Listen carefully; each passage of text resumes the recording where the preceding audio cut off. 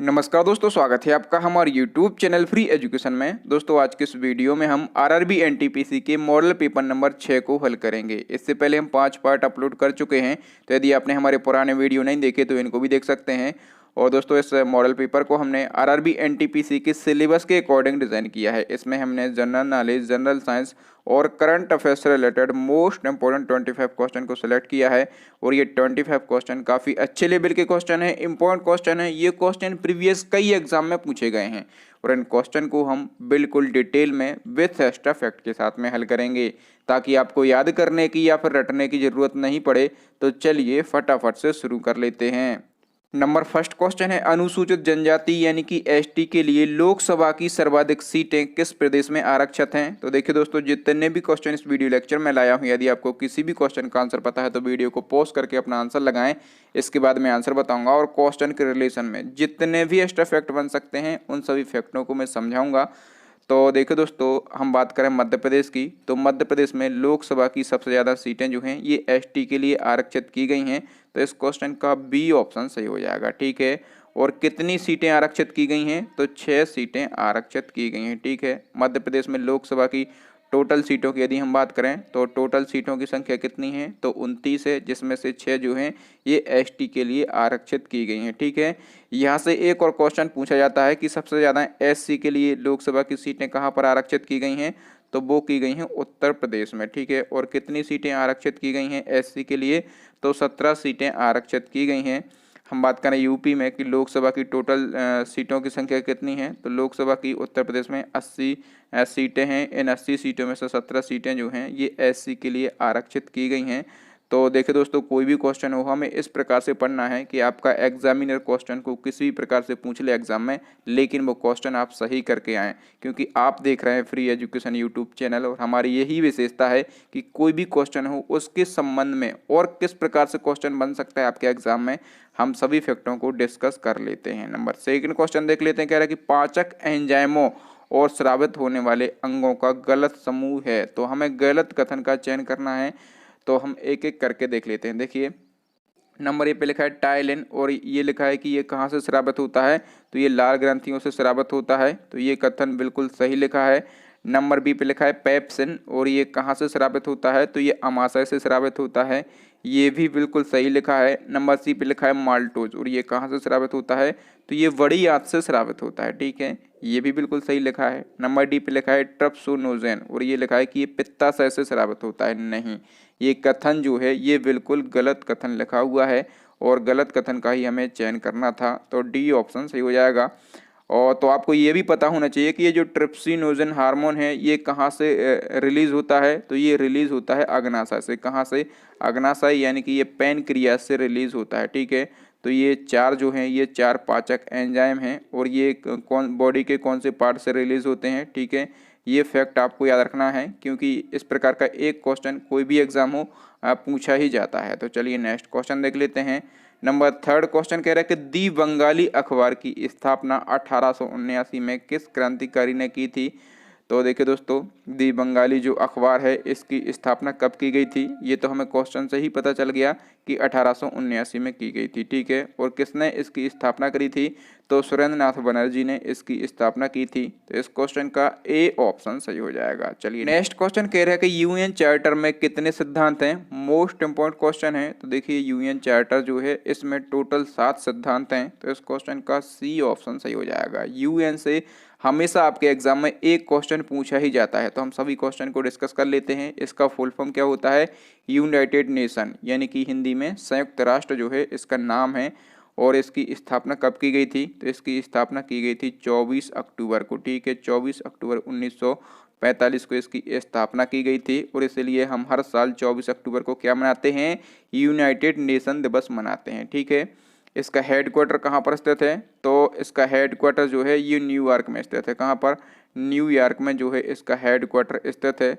और यदि हम बात करें कि जो यूएन है इसके प्रथम महासचिव कौन बनाए गए थे, ये फैक्ट भी आपको याद रखना है। तो उनका नाम था त्रिगवैली। क्या नाम था, त्रिगवैली उनका नाम था, और इनको जो है यूएन का पहला महासचिव बनाया गया था, ठीक है। आपसे एग्जाम में ये भी क्वेश्चन पूछा जाता है ये किस देश से थे, तो ये नॉर्वे देश से थे। कहाँ से, ये नॉर्वे देश से थे। और यदि हम बात करें कि यूएन के वर्तमान में महासचिव कौन है, तो एंटोनियो गुटेरेस, ठीक है। एंटोनियो गुटेरेस जो हैं ये वर्तमान में यूएनए के महासचिव हैं। और वर्तमान में जो यूएन है इसमें सदस्य देशों की संख्या कितनी है, तो 193 जो है वर्तमान में इसमें सदस्य देश हैं, ठीक है। सारे फैक्ट आपको याद रखना है, हो सकता है एक क्वेश्चन यहाँ से बन जाए आपके एग्जाम में। नेक्स्ट क्वेश्चन है, हाल ही में किस राज्य सरकार ने कोविड-19 के मरीजों के लिए कोवक रोबोटिक्स का उपयोग शुरू किया है। तो देखिए दोस्तों, ये जो कोवक रोबोटिक्स है आप लोग यहाँ पर देख पा रहे होंगे, इसका उपयोग करना शुरू किया है झारखंड राज्य सरकार ने। तो इस क्वेश्चन का बी ऑप्शन सही हो जाएगा। कोरोना पॉजिटिव जो मरीज हैं उनको दवाई और खाना देने के लिए कोवक रोबोटिक्स का उपयोग किया जा रहा है झारखंड में, ताकि जो डॉक्टर हैं वो कोरोना वायरस से संक्रमित ना हो सकें। नंबर 6 क्वेश्चन कह रहा है कि ग्रीन गोल्ड क्रांति किससे संबंधित है। तो देखिए दोस्तों, ये क्वेश्चन थोड़ा सा कंफ्यूज करता है। तो जो ग्रीन गोल्ड क्रांति है ये बांस से संबंधित है। किससे? बांस से संबंधित है। बांस को हम इंग्लिश में बम्बू बोलते हैं, ठीक है। तो जो ग्रीन गोल्ड क्रांति है ये रिलेटेड है बम्बू से। और देखो दोस्तों, यहाँ से पूछा जाता है कि जो गोल्डन क्रांति है इसका संबंध किससे है। तो जो गोल्डन क्रांति है इसका संबंध फलों से है, ठीक है। फलों के उत्पादन से और बागवानी के उत्पादन से और जो है शहद के उत्पादन से, ठीक है। जो गोल्डन क्रांति है इसका संबंध फल उत्पादन, बागवानी उत्पादन और शहद उत्पादन से है। लेकिन जो ग्रीन गोल्ड क्रांति है इसका संबंध जो है बांस उत्पादन से है। नेक्स्ट क्वेश्चन कह रहा है कि सुंदरी नामक वृक्ष कहाँ पर पाए जाते हैं। तो देखिए दोस्तों, ये जो सुंदरी नामक वृक्ष हैं ये सुंदरबन की डेल्टा पर पाए जाते हैं। तो इस क्वेश्चन का डी ऑप्शन सही हो जाएगा। और देखिए, आपसे एक और क्वेश्चन पूछा जाएगा कि जो सुंदरी नामक वृक्ष है ये किस प्रकार का पौधा है। तो ये हेलोफाइट पौधा है। कैसा? ये जो है ये हेलोफाइट पौधा है, ठीक है। और देखिए दोस्तों, यहाँ पर बात क्या हुई है, सुंदरबन डेल्टा की, ठीक है। तो जो सुंदरबन डेल्टा है ये विश्व का सबसे बड़ा डेल्टा है, ठीक है। और इसका निर्माण जो है किन नदियों द्वारा किया जाता है, तो गंगा और ब्रह्मपुत्र नदियों द्वारा जो है इस डेल्टा का निर्माण किया जाता है। और ये कहाँ पर स्थित है, तो ये जो सुंदरबन का डेल्टा है ये पश्चिम बंगाल में स्थित है। कहाँ पर? ये पश्चिम बंगाल में स्थित है। सारे फैक्ट आपको याद रखना है। नेक्स्ट क्वेश्चन कह रहा है कि निम्नलिखित में से किस राज्य में भारत के पहले मानव अंतरिक्ष उड़ान प्रशिक्षण केंद्र की स्थापना की जाएगी। तो कहाँ पर इसकी स्थापना की जाएगी, तो इसकी स्थापना की जाएगी कर्नाटका में, ठीक है। कर्नाटका का एक शहर है उसका नाम है चल्लाकेरे शहर, ठीक है। वहाँ पर इसकी स्थापना की जाएगी। और इसका निर्माण कौन कर रहा है, तो इसका निर्माण जो है ये इसरो के द्वारा किया जाएगा, ठीक है। अब इसका निर्माण जो है इसरो के द्वारा किया जाएगा। तो इसरो का फुल फॉर्म क्या होता है, इंडियन स्पेस रिसर्च ऑर्गेनाइजेशन इसका फुल फॉर्म होता है। इसकी स्थापना कब की गई थी, 1969 में इसकी स्थापना की गई थी। इसका हेडक्वार्टर कहाँ पर है, तो बेंगलुरु में इसका हेडक्वार्टर है। और प्रेजेंट टाइम में इसके चेयरमैन कौन है, तो के सिवान जो हैं प्रेजेंट में इसके चेयरमैन हैं। चलिए, नंबर 9 क्वेश्चन कह रहा है कि एंडीज पर्वतमाला दक्षिण अमेरिका के कितने देशों से होकर गुजरती है। तो देखिए दोस्तों, अभी तक हम क्या पढ़ते आए हैं कि जो एंडीज पर्वतमाला है ये विश्व की सबसे लंबी पर्वतमाला है, ठीक है। यही पढ़ा है ना हमने। और ये भी हमने पढ़ा है कि ये जो है दक्षिण अमेरिका में स्थित है। लेकिन अब हमें ये बताना है कि ये दक्षिण अमेरिका के कितने देशों से होकर गुजरती है। तो ये दक्षिण अमेरिका के 7 देशों से होकर गुजरती है। तो इस क्वेश्चन का बी ऑप्शन सही हो जाएगा, ठीक है। ये जो है ये देश की सबसे लंबी पर्वतमाला है। तो इसकी लंबाई भी हमें पता होना चाहिए, ठीक है। तो इसकी लंबाई कितनी है, तो 7000 किलोमीटर जो है इसकी लंबाई है, ठीक है। और कहाँ पर स्थित है, ये दक्षिण अमेरिका में स्थित है। नेक्स्ट क्वेश्चन कह रहा है कि अंडे से नया नया निकला टेडपोल किसके माध्यम से सांस लेता है। तो देखिए दोस्तों, ये क्वेश्चन थोड़ा सा आपको कठिन लग रहा होगा, ठीक है। और देखिए दोस्तों, जो मॉडल पेपर होता है उसको इसी हिसाब से डिज़ाइन किया जाता है कि इसमें कुछ क्वेश्चन कठिन भी रखे जाएं, कुछ क्वेश्चन जो है ये मॉडरेट रखे जाएं और कुछ क्वेश्चन जो है इजी रखे जाएं, ठीक है। तो इसका आंसर लगाएं आप लोग। तो देखिए दोस्तों, ये जो टेडपोल है ये सांस लेता है बाहरी गलफड़ों से, ठीक है। बाहरी गलफड़ों यानी कि जो एक्सटर्नल गल्फ होते हैं वहाँ से ये टेडपोल जो हैं ये सांस लेते हैं, ठीक है। अच्छा, ये टेडपोल टर्म में जो यूज़ हुआ है ये आपको पता होना चाहिए, ठीक है। तो जो टेडपोल है ये मेंढक की पूर्व अवस्था, ठीक है, यानी कि जो मेंढक होते हैं उनकी प्री स्टेज को क्या कहा जाता है, टेडपोल कहा जाता है। और ये जो है ये बाहरी गलफड़ों से सांस लेते हैं। नेक्स्ट क्वेश्चन कह रहा है कि बीसीसीआई के पहले लोकपाल कौन बने हैं। तो देखिए दोस्तों, मोस्ट इम्पोर्टेंट क्वेश्चन है। तो देखिए दोस्तों, जो बीसीसीआई है इसके पहले लोकपाल बने हैं उनका नाम है डीके जैन। तो इस क्वेश्चन का ए ऑप्शन सही हो जाएगा। आप लोग डीके जैन की फ़ोटोज़ यहाँ पर देख पा रहे होंगे। ये जो हैं ये सुप्रीम कोर्ट के जज रह चुके हैं और देखिए दोस्तों, सुप्रीम कोर्ट के आदेश पर ही बीसीसीआई में लोकपाल के पद का सृजन किया गया है। ठीक है, ये फैक्ट आपको याद रखना है कि बीसीसीआई में लोकपाल के पद का सृजन किया गया है सुप्रीम कोर्ट के आदेश से। और पहले लोकपाल कौन बनाए गए हैं, तो DK जैन बनाए गए हैं। ये लोकपाल क्या करेगा, तो जो बीसीसीआई बोर्ड है, ठीक है, उसमें यदि कोई आंतरिक विवाद होता है तो उसका निपटारा करेगा। नेक्स्ट क्वेश्चन कह रहा है कि वर्ष 2020 के पहले cinema award show golden globe का आयोजन किस शहर में किया गया है। तो देखिए दोस्तों, इसका आयोजन जो है ये अमेरिका के बेवरली हिल्स में किया गया है। तो इस क्वेश्चन का D ऑप्शन सही हो जाएगा। चलिए, नंबर 13 क्वेश्चन कह रहा है कि अभिनेता कमल हसन की मक्कल निधि मेयम पार्टी, इसको शॉर्ट में क्या कहा जाता है, इसको शॉर्ट में MNM कहा जाता है। तो जो MNM पार्टी है ये किसकी पार्टी है, तो अभिनेता है कमल हसन। ठीक है, साउथ इंडिया के फेमस अभिनेता हैं। और देखिए दोस्तों, इनकी पार्टी जो है मक्कल निधि मेयम, इसका चुनाव चिन्ह क्या है, तो इसका चुनाव चिन्ह जो है ये टॉर्च है। ठीक है, ये क्वेश्चन जो है प्रीवियस जो रेलवे का एग्जाम हुआ था ग्रुप D का, वहाँ पर ये क्वेश्चन पूछा गया था। नेक्स्ट क्वेश्चन है, कह रहा है कि लोकसभा चुनाव का कोई प्रत्याशी अपनी जमानत खो देता है यदि उसे प्राप्त ना हो सके। कितने वोट प्राप्त ना हो सके, तो देखिए दोस्तों, लोकसभा के प्रत्याशी को अपनी जमानत बचाने के लिए वैध मतों का 1/6 भाग, ठीक है, वैध मतों का 1/6 भाग प्राप्त करना अनिवार्य होता है। तो इस क्वेश्चन का D ऑप्शन सही हो जाएगा। ठीक है, यदि 1/6 भाग से कम वोट मिलते हैं तो जो वो प्रत्याशी है उसकी जमानत राशि क्या कर ली जाती है, जब्त कर ली जाती है, और इसी को हम बोलते हैं कि उसने अपनी जमानत खो दी है। ठीक है, नेक्स्ट क्वेश्चन देख लेते हैं। नंबर 15 क्वेश्चन कह रहा है कि द्रव चलित मशीन है, ठीक है, इनको हाइड्रोलिक मशीन भी कहा जाता है। तो ये किस सिद्धांत पर काम करती हैं, तो ये जो हैं ये पास्कल के सिद्धांत पर काम करती हैं। ठीक है, जो द्रव चलित मशीनें होती हैं ये पास्कल के सिद्धांत पर काम करती हैं। नंबर 16 क्वेश्चन कह रहा है कि बेब्रॉन स्टेडियम कहाँ पर स्थित है। तो देखिए दोस्तों, ये जो बेब्रॉन स्टेडियम है ये कहाँ पर स्थित है, ये मुंबई में स्थित है। तो इस क्वेश्चन का A ऑप्शन सही हो जाएगा। और कलकत्ता में कौन सा स्टेडियम स्थित है, तो जो ईडन गार्डन स्टेडियम है ये कहाँ पर स्थित है, तो ईडन गार्डन स्टेडियम जो है ये कलकत्ता में स्थित है। नंबर 17 क्वेश्चन कह रहा है कि लॉरेंज वक्र जो है किसको दर्शाता है। तो देखिए दोस्तों, जो आय वितरण होती है, ठीक है, जो डिस्ट्रीब्यूशन ऑफ इनकम है, इसको दर्शाता है ये लॉरेंज वक्र। ठीक है, तो देखिए दोस्तों, ये इकोनॉमी का क्वेश्चन है और कुछ क्वेश्चन ऐसे ही होते हैं इकोनॉमी के कि वो डायरेक्टली ही पूछ लिए जाते हैं। ठीक है, तो देख आपको याद रखना है जो लॉरेंज वक्र है ये क्या दर्शाता है, तो ये आय वितरण को दर्शाता है। नेक्स्ट क्वेश्चन है, दीन ए इलाही धर्म स्वीकार करने वाला प्रथम व अंतिम हिंदू कौन था। तो दीन ए इलाही धर्म स्वीकार करने वाला प्रथम व अंतिम हिंदू था बीरबल। तो इस क्वेश्चन का C ऑप्शन सही हो जाएगा। देखिए, हम बात करें यदि दीन ए इलाही धर्म की, तो ये किसने चलाया था, तो ये अकबर ने चलाया था। किसने, ये अकबर ने चलाया था। और कब चलाया था इन्होंने, तो 1582 ईस्वी में चलाया था। ठीक है, और देखिए यहाँ से एक और क्वेश्चन पूछा जाता है कि दीन ए इलाही का दूसरा नाम क्या है, तो इसको तौहीद ए इलाही भी कहा जाता है। ठीक है, इसको तौहीद ए इलाही के नाम से भी जाना जाता है। ठीक है, तो इसका दूसरा नाम भी आपको याद रखना है, किसी भी नाम से पूछ सकता है। नंबर 19 क्वेश्चन कह रहा है कि न्यू लैम्प फॉर ओल्ड पुस्तक किसके द्वारा लिखी गई। तो देखिए दोस्तों, जो न्यू लैम्प फॉर ओल्ड पुस्तक है ये लिखी गई थी अरविंदो घोष के द्वारा।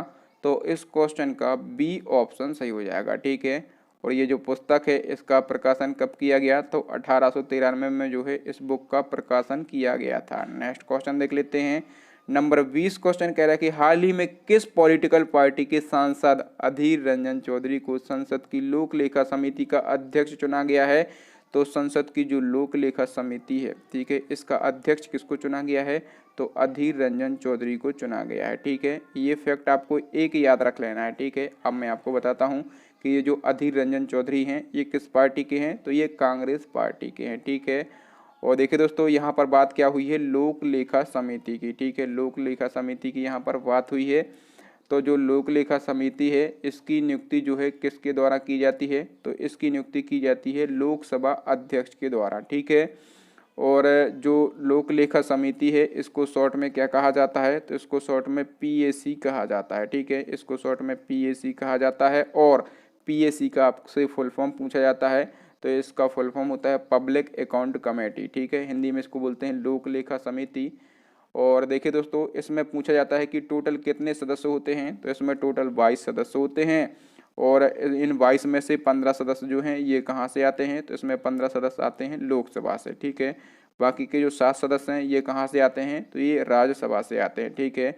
और ये जो कमेटी है इसके अभी अध्यक्ष बनाए गए हैं अधीर रंजन चौधरी, ठीक है। कब तक ये इस पद पर रहेंगे, तो ये जो है 30 अप्रैल 2021 तक इस पद पर रहेंगे। तो देखिए दोस्तों, कहने के लिए हमने यहाँ पर एक क्वेश्चन बताया है, लेकिन एक क्वेश्चन से मैंने कम से कम आपको यहाँ से 5 से 6 फैक्ट बता दिए हैं।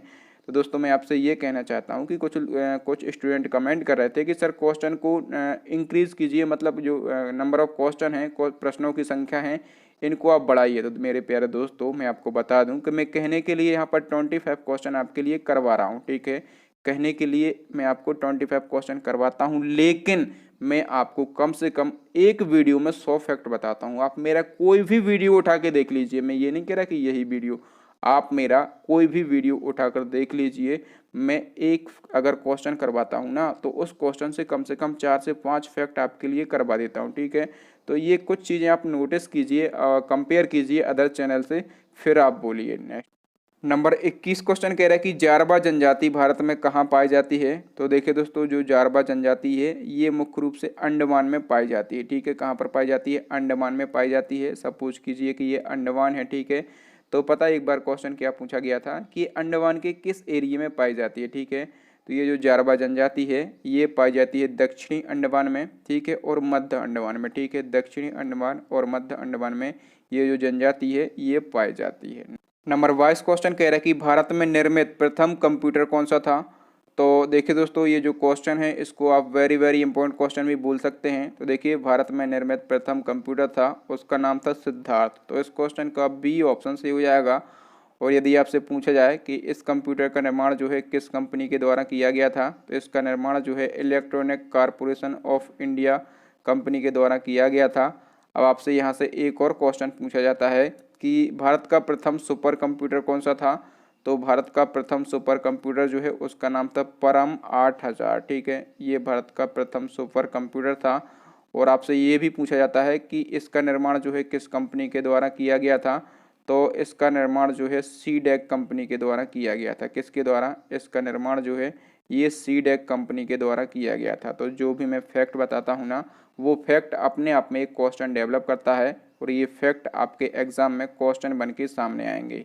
नेक्स्ट क्वेश्चन देख लेते हैं। कह रहा है कि वह एकमात्र पक्षी कौन सा है जो पीछे की ओर उड़ सकता है। तो कौन सा ऐसा पक्षी है जो कि पीछे की ओर उड़ सकता है, तो उस पक्षी का क्या नाम है, उस पक्षी का नाम है गुंजन पक्षी, ठीक है। तो डी ऑप्शन सही हो जाएगा। देखिए, जो गुंजन पक्षी है, ठीक है, इसको सबसे पहले तो आप याद रखें कि इसको जो है हमिंग बर्ड के नाम से जाना जाता है। किसके नाम से, तो इसको जो है हमिंग बर्ड के नाम से जाना जाता है। और ये आगे और पीछे दोनों तरफ उड़ान भर सकता है। नंबर 24 क्वेश्चन कह रहा है कि भारतीय संविधान की प्रस्तावना में कितने प्रकार की समानता का उल्लेख किया गया है। तो देखिए दोस्तों, यदि आपके पास अभी हाथ में कॉपी पेन है तो जो मैं फैक्ट यहाँ से बताऊंगा उन फैक्टों को नोट डाउन जरूर कर लें, क्योंकि यहाँ से आपको 1 नंबर जरूर मिलेगा। तो देखिए दोस्तों, जो भारतीय संविधान की प्रस्तावना है इसमें 2 प्रकार की समानता का उल्लेख किया गया है। तो इस क्वेश्चन का ए ऑप्शन सही हो जाएगा। देखिए, मैं सारे फैक्ट आपको बता देता हूँ। जो भारतीय संविधान की प्रस्तावना है, ठीक है, उसमें जो है 2 प्रकार की समानता बताई गई है। कौन कौन सी, एक तो प्रतिष्ठा और दूसरी अवसर की समानता, ठीक है।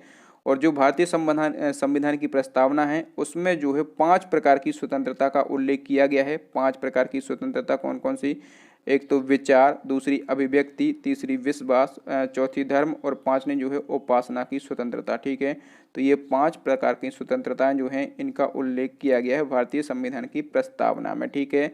और जो भारतीय संविधान की प्रस्तावना है इसमें 3 प्रकार के न्याय का उल्लेख किया गया है, ठीक है। 3 प्रकार के न्याय कौन कौन से, एक तो सामाजिक न्याय, दूसरा आर्थिक न्याय, और तीसरा राजनीतिक न्याय, ठीक है। तो ये फैक्ट आपसे ज़रूर पूछे जाएंगे।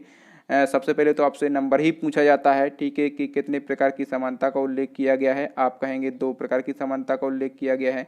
आपसे क्वेश्चन पूछा जाएगा कितने प्रकार की स्वतंत्रता का उल्लेख किया गया है भारतीय संविधान की प्रस्तावना में, आप कहेंगे 5 प्रकार की।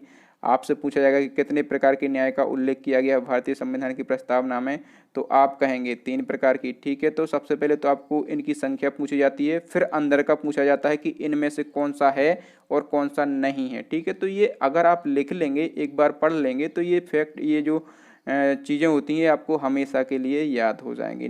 नंबर 25 क्वेश्चन कह रहा है कि पहला पीसी महान नोबेल पुरस्कार जो है ये किसे प्रदान किया गया। मोस्ट इम्पोर्टेंट क्वेश्चन रहेगा। तो देखिए ये प्रदान किया गया है सी रंगराजन को।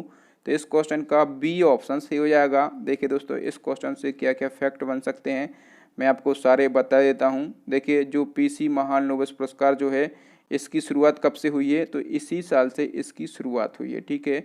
और इसकी शुरुआत किसने की है, तो इसकी शुरुआत की है सांख्यिकी और कार्यक्रम कार्यान्वयन मंत्रालय ने, ठीक है। और जो सी रंगराजन हैं इनको जो है राष्ट्रीय आय के आकलन से संबंधित मुद्दों का समाधान प्रदान करने के लिए ये पुरस्कार दिया गया है। और देखिए दोस्तों जो पीसी महालनोबिस हैं ये कौन थे, तो ये प्रसिद्ध भारतीय वैज्ञानिक और सांख्यिकीविद थे। और इन्हीं के जन्म दिवस के उपलक्ष्य में हम हर साल 29 जून को राष्ट्रीय सांख्यिकी दिवस के रूप में मनाते हैं। कब मनाते हैं, 29 जून को राष्ट्रीय सांख्यिकी दिवस के रूप में मनाते हैं इन्हीं के जन्म दिवस के उपलक्ष्य पर। तो दोस्तों आज के लिए इतना ही। अब नेक्स्ट एंड लास्ट क्वेश्चन है आपके लिए, चैलेंजिंग क्वेश्चन है जो कि हम पूछते हैं हमारे प्रीवियस वीडियो से। इसका आंसर आपको कमेंट करके बताना होता है। क्वेश्चन कह रहा है कि भारत का पहला प्लाज्मा बैंक कहाँ पर खोला गया, ठीक है। कहाँ पर खोला गया ये आपको बताना है। और जिस राज्य में जिस शहर में ये खोला गया है उसके बारे में जितने भी फैक्ट आपको पता हैं सारे फैक्ट आप लिख सकते हैं। तो दोस्तों वीडियो देखने के लिए बहुत बहुत धन्यवाद। आपको वीडियो कैसा लगा ईमानदारी से हमें कमेंट करके ज़रूर बताएं। और यदि आपको वीडियो अच्छा लगा हो तो वीडियो को लाइक करें और कम से कम अपने 5 दोस्तों के साथ उस वीडियो को जरूर शेयर करें। आपके भाई, आपके बहन, आपके दोस्तों को बताएं कि फ्री एजुकेशन यूट्यूब चैनल पर एक मॉडल पेपर शुरू हुआ है एनटीपीसी का, ठीक है। या फिर जो एनटीपीसी की तैयारी कर रहा हो डायरेक्टली आप उसको हमारे वीडियो की लिंक भेज सकते हैं। और दोस्तों आपको क्या करना है कि हमारे चैनल को सब्सक्राइब करने के साथ साथ बेल आइकन जरूर दबा लेना है। इससे क्या होगा कि जब भी मैं कोई नया और लेटेस्ट वीडियो डालूंगा तो उसका नोटिफिकेशन आपको मिल जाएगा, ठीक है। और दोस्तों आपको क्या करना है कि यदि आप चाहें कि हमारे मॉडल पेपर के सारे वीडियोस आपको एक साथ मिल जाएं तो आप हमें यहाँ से जो है प्ले लिस्ट बना दिया है। आपको यहाँ पर आई बटन में प्ले लिस्ट की लिंक मिल जाएगी और नीचे आपको डिस्क्रिप्शन में जो है प्ले लिस्ट की लिंक मिल जाएगी, ठीक है। जितने भी मेरे चैनल की प्ले लिस्ट हैं करंट अफेयर्स की, जीके की, साइंस की, ठीक है, या फिर मॉडल पेपर की, सभी की प्ले लिस्ट जो है आपको नीचे मिल जाएगी। तो आप वहाँ से विजिट कर सकते हैं। तो थैंक यू दोस्तों, मिलते हैं अगले वीडियो में। तब तक के लिए जय हिंद, जय भारत, वंदे मातरम।